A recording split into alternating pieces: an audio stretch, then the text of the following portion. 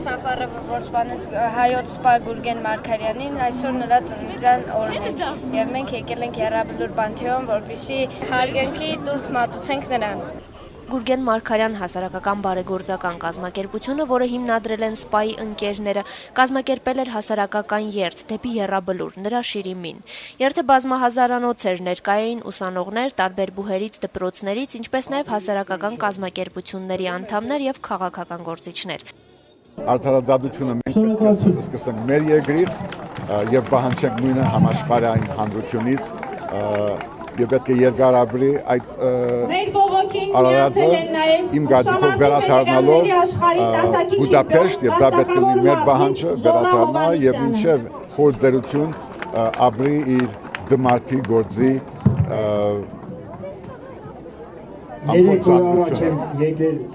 Ազատ ոճի ըմբշամարտիկ Հայաստանի վաստակավոր մարզիչ, վետերանների աշխարհի տասնակի չեմպիոն Ժորա Հովհաննիսյանը 3 օր առաջ Հունգարիայում նվաճեց աշխարհի չեմպիոնի իր 10-րդ կոչումը։ Վաստակած ոսկե մեդալը նա այսօր նվիրեց Գուրգեն Մարգարյանի մորը։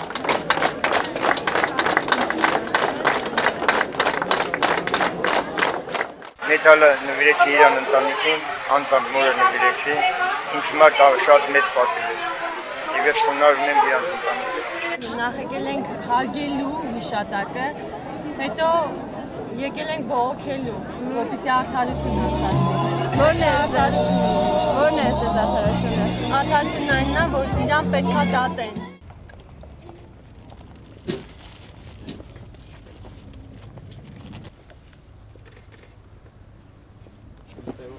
Դեմը բացեք։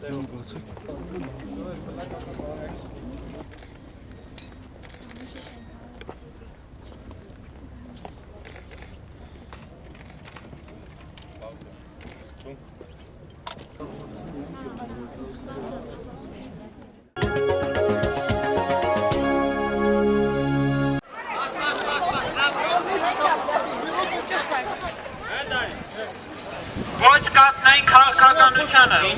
ոչ անարդարությանը։ Ստեփանակերտում այսօր կազմակերպեց պահանջատիրական երթ նվիրված Գուրգեն Մարգարյանի ծննդյան օրվան։ Բազմահազար երիտասարդ ցուցարարները միջազգային հանրությունից պահանջում են արդար դատ, ոչ ասում կացնային քաղաքականությանն ու կացնային հասարակությանը։ Այս արդար չկա ոչ միներում, ոչ անարդարությանը, ոչ մարդու իրավունքի ոտնահարմանը, պայքարելու ենք մինչև վերջ։ Հավաքման նպատակն է ոչ միայն նշելու նրա ծննդյան տարեդարձը, այլ իլուր աշխարհին ցույց տալու, որ մենք գնահատում ենք իրական հերոսներին՝ ի տարբերություն Ադրբեջան։ Սանում մենք ցույց ենք տալիս, որ մենք պահանջատեր ենք եւ չենք մոռանալու այս հանցանքը, որովհետեւ սա միջազգային հանրության թողտվությամբ եղավ։ Ինչպես կարող էր եվրոպական արժեքներ, մարդու իրավունքներ հորջորջող Եվրոպան թույլ տար նման բան։ չենք լրելու, չենք հանդուրժելու այլևս։ Հիշատակ Գուրգեն Մարգարյանի Ստեփանակերտի Սուրբ Հակոբ եկեղեցում մատուցվեց պատարակ։ Այժմ ցանկացողները կարող են մտնել Սուրբ Հակոբ եկեղեցի եւ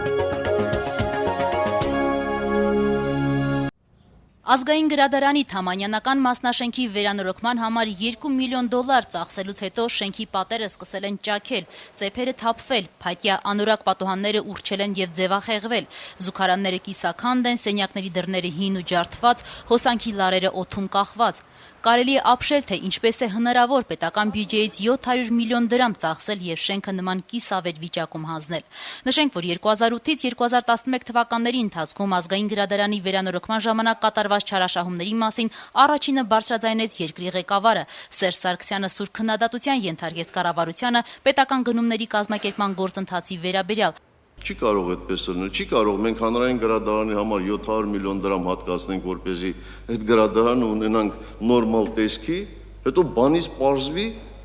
որ տարական բաներ այնտեղ հաշվի չեն առել։ Նախագահի այսօր քննադատությունից հետո արդեն վարչապետ Տիգրան Սարգսյանը կառավարության նիստում տեղի ունեցածը որակեց խայտառակություն։ Ուղղակի խայտառակություն, կարևորագույն օբյեկտ, որը գտնվում է հանրային ուշադրության կենտրոնում, պետական բյուջեից 700 միլիոն դրամ ենք հատկացրել, աշխատանքները մինչև հիմա ավարտված չեն եւ պարզվում է, որ լրացուցիչ գումարներ պետք է պետությունը հատկացնի։ Իդեպ քաղաքաշինության նախարարը կառավարության նիստի ժամանակ զեկուցեց, որ նախագծային առաջադրանքով նախատեսվել է գրադարանի սեյսմազինվածության մակարդակի բարձրացման ուղղված միջոցառումներ, որը սակայն չի իրականացվել։ Հարկ եմ համարում ձեր ուշադրությանը հրավիրել այն հանգամանքի, որ աշխատանքների մի մասը կատարվել է անորակ, կատարված աշխատանքների զգալի մասը պետք է կրկին իրականացվի, ինչպես նաև պետք է պարտադիր իրականացվի շենքի ուժեղացման աշխատանքները։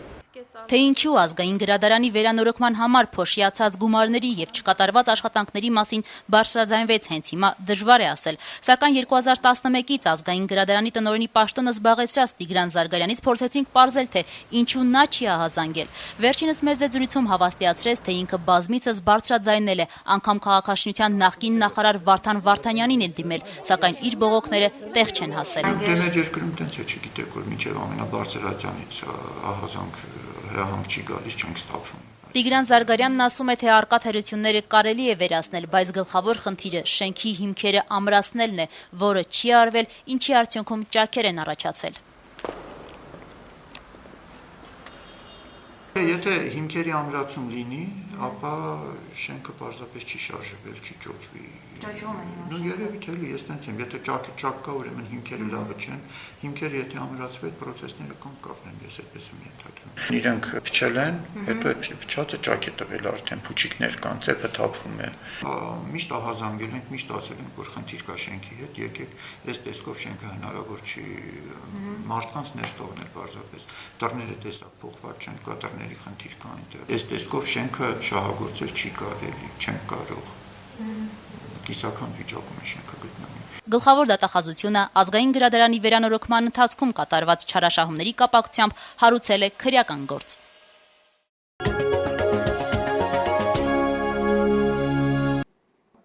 Նախագահ Սերժ Սարգսյանը պաշտպանության նախարարությունում այսօր հրավիրել է խորհրդակցություն, որի օրակարգում կրկին պետական գնումներին վերաբերող չարաշահումներն ու խախտումներն են եղել։ Սերժ Սարգսյանը անթույլատրելի է համարել գնումների գործընթացում պետության սուղ միջոցների եւ զինվորների հաշվին թույլ տրվող չարաշահումները ու խստորեն քննադատել այդպիսի մոտեցում ցուցաբերող անձանց։ Ես չեմ ասում, որ պաշտպանության նախարարությունում իրավիճակը ավելի վատ է,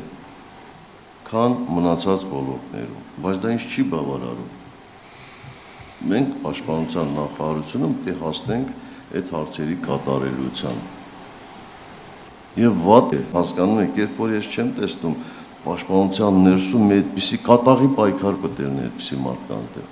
Սերժ Սարգսյանն ընդգծել է, որ երբ գումարտակի վաշտի կամ գնդի հրամանատարը տեսնի, որ իրենից վերև ղեկավարները պաշտպանում են այն մարդկանց, ովքեր անկեղծ են, իրավիճակն այլ կլինի եւ կազդի բարոյահոգեբանական ամբողջ մթնոլորտի վրա։ Նախորդ շաբաթ կառավարությունում հրավիրված խորհրդակցությանը նախագահ Սարգսյանը անդրադառնալով ատկատներին նաև պաշտպանության նախարարին էր դիմել, տարակուսանք հայտնելով, թե ինչպես է գլխավոր շտաբի պետի տեղակալը մեծ գումար պարտք վերցրել մատակարարից։ Սերժ Սարգսյանն այսօր կրկին խոսել է այս մասին։ Պատկերացրու դու գումարտակի հրամանատար լինես, մեկ էլ լսես, որ գլխավոր շտաբի պետի տեղակալը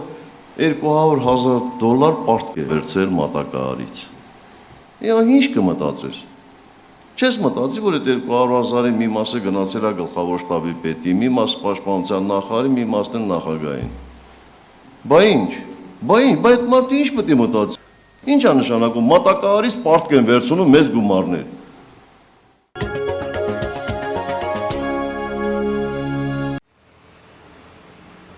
Հայաստանի ազգային ավիափոխադրող Արմավիա ընկերությունը շուտով կունենա նոր սեփականատեր։ Միխայել Բաղդասարովը մտադրություն ունի վաճառել ընկերությունը։ Տարբեր ցանկացողներ կան նաև հայերը, որոնք որ չեն բնակվում Հայաստանում, դուրսը, կան նաև ուրիշ երկրներից, այսինքն Զապադից, կան իտալացիները, որոնք որ, այսինքն ցանկացողները կան, բանակցությունները գնում են, դեռ վերջնական ոչ մի եզրակացության չեն եկել։ Արմավյան վաճառվում է այն պատճառով, որ շահույթներ չունի ու վերջին 3 տարիների ընթացքում վնասով է աշխատում, ասում է Նանա Ավետիսովան, բայց չէ որ Հայաստանի համար օդային ճանապարհը հիմնականն է, քանի որ չունենք ծովային ճանապարհ, ինչպես կարող է ավիափոխադրումը շահավետ բիզնես չլինել։ Եվ туриզմի պահով, եւ ինչ որ գործնական պահով քիչացել է պասաժիրապատոկը։ Պետությունը նորից պետք է ազգայնացնի այդ ոլորտում ուղևորափոխադրումների, կոպիտ ասած արմավյան ազգայնացնի, վերականգնի հայկական ավիաուղիները, բաց բաժնետիրական ընկերություն ստեղծի, ակցիաները վաճառի, արժեթղթերը վաճառի, հայկական, ես կարծում եմ ամբողջ ժողովուրդը, ես այդ գովազդել կտանեմ, ամբողջ ժողովուրդը կգնի եւ այստեղ օլիգարխներ կան, որոնք իրենց ազատ միջոցները կարող են ներդնել, բայց վերահսկիչ փաթեթը ինչ որ մեկի ձեռքում հանկարծ չհայտնվի, որովհետեւ նույն բանն է հետո ստեղծվելու։ Այսինքն պետությունը պետքա դա հետևի, որ մի հոգու ձեռքը կամ մի քանի կլանների ձեռքը դա չհայտնվի։ Շահեն Պետրոսյանը նաև ասում է, որ շահութաբերությունը բարձրացնելու համար ճիշտ կառավարում է հարկավոր, ինչը նրա կարծիքով այսօր ազգային ավիափոխադրողի մոտ կաղում է։ Ով որ էլ կգա, երևի կունենա ստրատեգիա, երևի կունենա ինչ որ զարգացման միջոցներ, երևի կունենա մենեջմենտ, որը երևի ինչ որ մի բան կփոխի։ Իսկ ավել ոչ մի բան չեմ կարող ասեմ, կապրենք եւ կյանքը ցույց կտա։ Կա տենց ասացվածք, всё познается в сравнении. Будем сравнивать.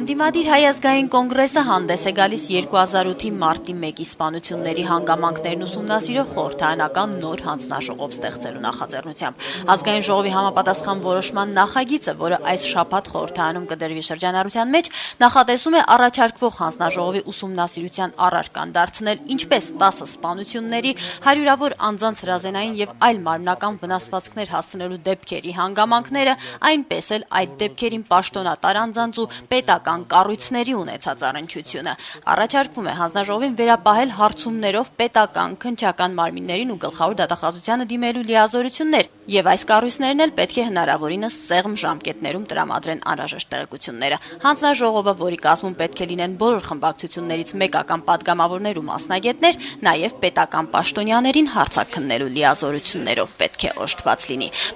Եվ եթե ֆորմալ ինչ որ անվանումը ձեզ հիշեցնում է այս հանձնաժողովի ստեղծումը նախկին հանձնաժողովը, դրանք բովանդակային առումով լիովին տարբեր հանձնաժողովներ են եւ տարբեր հարցերի շուրջ պետք է ուսումնասիրություններ կատարեն եւ եզրակացություն ներկայացնեն ազգային ժողովին։ Լրագրողները փորձեցին նաև ճշտել, արդյոք Հայ ազգային կոնգրեսը այլ խմբակցությունների հետ ունի պայմանավորվածություն, որպեսզի կարողանա պարտադրել խորհրդարանական մեծամասնությանը ընդունել այս նախագիծը։ Բոլորը շահագրգիռ են, չէ՞, որովհետեւ քաղաքական ուժը ցույց նաև մեծամասնություն ներկայացնող քաղաքական ուժը չի ասում, որ մենք շահագրգռված չենք այդ հանցագործությունները բացահայտելու հարցում։ Ճիշտ է։ Ուրեմն էսի մեծամասնության արդեն խնդիրն է, ինքը պետք է կողմնորոշվի ինչ անում։ Մենք նախնական որևէ բանակցություն չենք վարել, բայց ես կարծում եմ մենք հենց որ վաղ կամ այսօր այս նախագիծը այսպես պաշտոնական դնենք շրջանառության մեջ, զուգընթաց բանակցություններ կվարենք եւ կարծում եմ այս նախաձեռնությանը միացողներ պետք է որ լինեն։ Իսկ եթե քիչ լինեն կամ բացարձակ չլինեն, ինչին ես չեմ հավատում, ապա դա եւս գնահատական է այդ քաղաքական ուժերի։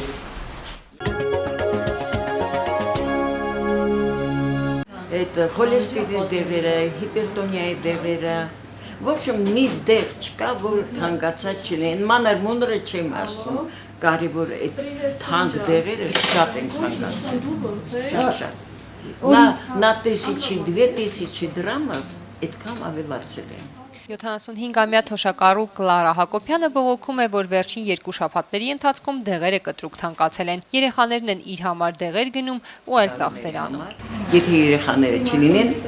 ընդհանրապես հնարավոր չի։ Այս թոշակը միայն կոմունալ ծախսերը չեն անում։ Տնտեսական մրցակցության պաշտպանության հանձնաժողովը ստացած ահազանգերի հիման վրա ուսումնասիրություն է սկսել դեղերի շուկայում։ Ուսումնասիրության նախնական արդյունքները պատրաստ կլինեն մոտ 1 շաբաթից։ Դրանց մեծ մասը թանկացել է միջինում 20%-ով, փաստում են դեղատներում։ Պատճառն այն է, որ ներկրողներն են թանկացրել դեղերը, ասում է դեղատներից մեկի փոխտնօրենը։ 15%, 20% դիաբետոն է մեռողին։ Ինչքան է եղել, օրինակ, ինչքան է դարձել, հա, այս մեր։ Օրինակ 3800 էր, հիմա 4650։ Լավ, իսկ այս տենդենսը շարունակելի է, ասես։ Ինչ իմանամ, էլ եմ ասում, ծողներից այդ հարցերը։ Մենք ստանում ենք նրանցից եւ վաճառում ենք։ Մեր որոշ տոկոսը դնում ենք 10-ից 15% եւ վաճառում։ Պարզաբանում տվեց Ալֆա Ֆարմ ընկերության գլխավոր տնօրեն Արթուր Գրիգորյանը։ Նրա խոսքերով դեղերի թանկացման հիմնական պատճառը տարադրամի փոխարժեքի փոփոխությունն է։ Տնտեսագետ Վահագն Խաչատրյանն ասում է, որ թանկացումը հնարավոր կլիներ պայմանավորել տարադրամի փոխարժեքի տատանման հետ, եթե այն կտրուկ չլիներ, բայց թանկացումը կտրուկ է, ինչը Հայաստանի դեպքում նշանակում է, որ գների կարգավորման շուկայական մեխանիզմները չեն գործում։ Փոխարենը մի քանի մարդ է դրանք սահմանում։ Ես դա պայմանավորում եմ մեր ներքին շուկայում հենց այդ մենաշնորհների միջև եղած պայքարի արդյունքում, որտեղ մամուլում է այդպիսի տեղեկություն գնաց, որ կազմակերպություններից մեկը որոշել է դեմպինգային քաղաքականություն վարել եւ շուկայից մեկ կամ երկու մասնակիցների շուկայից դուրս հանել։ Արթուր Գրիգորյանը սակայն կտրուկ աճը բացատրում է այն բանով, որ ավելի շուտ ձեռք բերված դեղերի պաշարներ են ունեցել, նաև սեզոնի հետ կապված վաճառքի ծավալները չնվազեցնելու խնդիր։ Դեղերի գների բարձրացումը էականորեն կազդի սոցիալապես անապահով խավի վրա, եթե հաշվի առնենք այն փաստը, որ պարբերաբար նաև թանկանում են սնունդն ու առաջին անհրաժեշտության ապրանքները։ Մեր շուկան երբևիցե չդարձավ ազատ, մեր շուկայում երբևիցե գները չեն սահմանում առաջարկից պահանջարկից ելնելով, այսինքն շուկայական մեխանիզմների արդյունքում մեր մոտ գները սահմանում են առանձին ապրանքների ներկրող անձանց եւ նրանց վերևից նրանց իջեցված պատվերի շրջանակներում, թե նրանք ինչքան պետք է սև բյուջեին գումար վճարեն եւ ինչքան գերշահույթներ պետք է ունենան, իսկ այս շրջանակներում մենք միշտ ուժերում ենք։ Վրաստանի նախագահ Միխայել Սահակաշվիլին ՄԱԿ-ի ամբիոնից Ռուսաստանին մեղադրեց Վրաստանի խորհրդարանական ընտրությունների վրա ազդեցություն թողնելու փորձերի մեջ։ Երեքշաբթի օրը ելույթ ունենալով ՄԱԿ-ի գլխավոր ասամբլեայի նստաշրջանում Սահակաշվիլին ասաց, թե ժողովրդավարությունը Վրաստանում կպահպանվի այն դեպքում, եթե հոկտեմբերի 1-ին կայանալիք ընտրությունը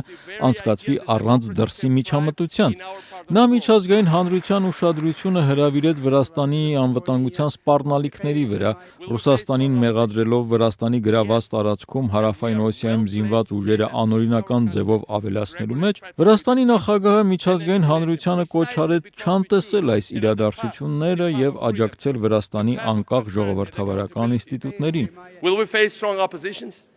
Yes. And we are well placed to say that since our country Վրաստանի ժողովրդավարությունը երիտասարդ է, մենք բացել ենք դռները եւ հրավիրել դիտորդների, համոզված եմ, որ ընտրություններում ժողովուրդը կմերժի նրանց, ովքեր ցանկանում են երկիրը զրկել ապագայից, հայտարարել է Սահակաշվիլին։ Նա խոստացավ, որ հոկտեմբերի 1-ին կայանալիք խորհրդարանական ընտրությունները ավելի ազատ եւ թափանցիկ կլինեն, քան նախորդ ընտրությունները։